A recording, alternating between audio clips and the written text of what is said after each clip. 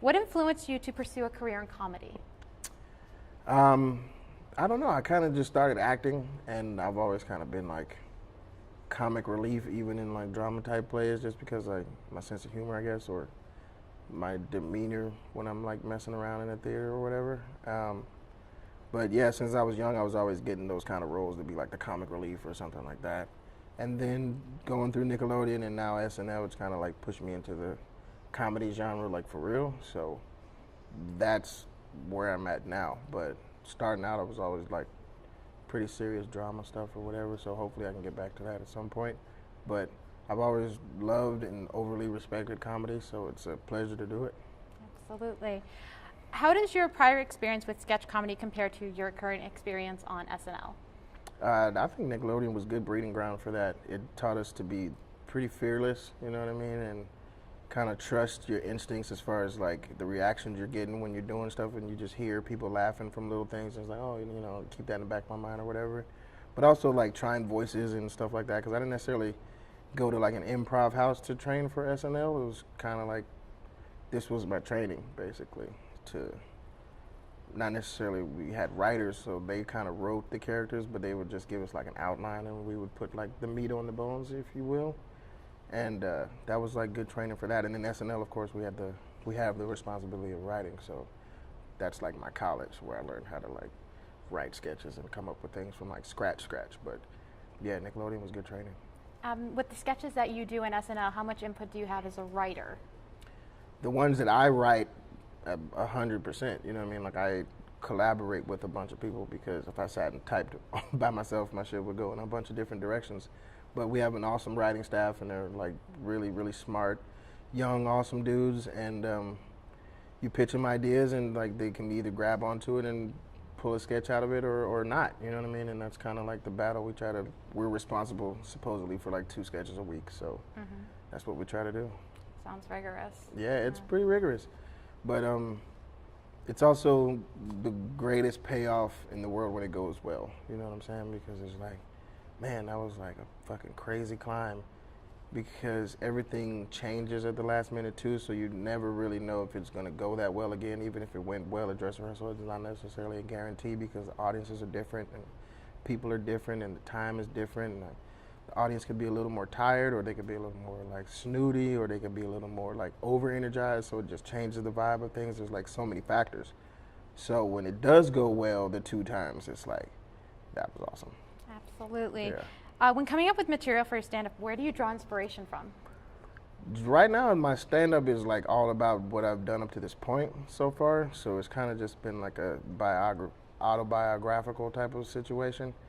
But nowadays, whenever I have an idea, whether it's from television or my wife saying something funny, I'll try to remember it, but I haven't necessarily worked it into my routine yet. Like, I don't have that discipline to like go to a comedy club and work out for a year and like build up like real set of just like observances and shit like that. So far I've been kind of just doing my thing and then talking to the audience and like the hour goes by like that. But I would love to build up a set, but it takes like real dedication. And I listen to like, you know, Comedy Central radio and comedy albums like all day long. I'd like listen to that more than music these days, but only because I've always loved it, and it's a craft that has to be mastered in a certain way. You know what I mean? You can't just get up there and start talking about things that you think is funny. It has to be formulated, and there's a very specific way to do it, and everybody kind of has to find their style, which is hard to do because I listen to Patton Oswalt and Louis C.K. and like all these people all day long, and Mitch Hedberg and Richard Pryor and Jamie Foxx and Martin, and like everybody has all this material, but you have to figure out like your view on things, like, and how to communicate that to people in a way that's funny, but it's also different. So there's just so many shoes out there that it's like, well, where are my shoes gonna fit? So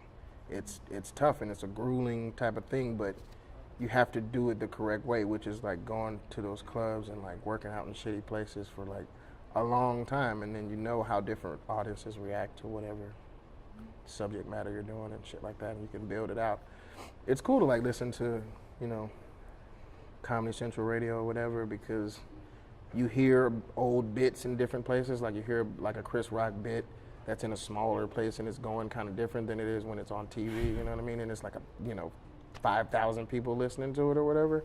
And it's cool to see how he's just flowing through it, seeing like what gets any kind of response, and then you can remember when you saw it on television like how it was, and it's like it's crazy to like compare the two. It's really cool. Quickly going back to sketches, you're often the straight man in comedy, the sketches, which is like the person with the straight face who's kind of like the normal one, sort of in the Gilly sketches. What is the key to playing that character, and what is the key to just not breaking? I don't know what that key is because I break all the time. I think I do it when the camera's not on me. Like I get my laughs out, and then when it's on me, I try to get professional or whatever. So I'm usually like giggling throughout to kind of take the pressure off of not trying to laugh. You know what I mean? Like I go ahead and just like let myself laugh at things when I'm not being watched. And then past that, I don't know. We just try to keep it together, which is so hard working with like such talented people. You know. Absolutely. What advice do you have for those who are interested in pursuing a career in comedy, both in stand-up and or in sketches? Fucking be prepared for a long road, you know what I mean? Especially when you're starting later in life. I started when I was a kid, so it was a little different. Like people were like a little more lenient with, you know, how they responded to like whatever I've been presenting, and, you know, a little more forgiving, I guess, because they're familiar with me, so they're more kind of into it when they first see me, as opposed to like somebody going from scratch who's just got to make up an awesome joke for someone to laugh at, which is hard to do. So I mean, you have to be really, really smart. You have to be like up on your shit, you know what I'm saying? And you have to figure out like what your style is, and just be prepared for a long road of climbing and a whole lot of no's and like, you know, bombing. But they always say like bombing is the richest form of like growing, you know what I'm saying? Because it's like the funniest thing that ever happened to a comedian when you think something is funny and it is not. You know what I'm saying? Yeah.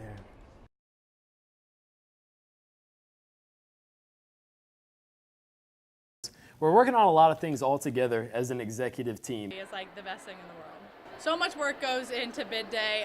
We started